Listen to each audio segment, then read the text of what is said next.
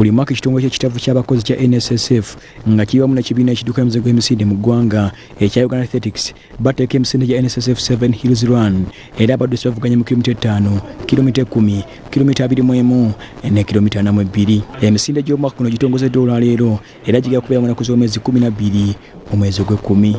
Thank you for joining.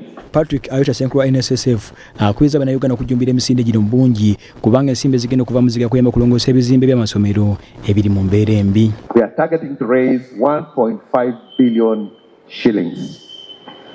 Proceeds will go towards supporting 10 public primary schools across the country to undertake school renovations, improve sanitation, and enhance digital literacy. Kampuni y'ebyempuliziganya MTN Uganda yagenda kuteeka bukadde 2 emisinde gino era Senkulu wa kampuni yatubulidde lwaki bakikoze. Together, let us continue to keep the marathon spirit alive.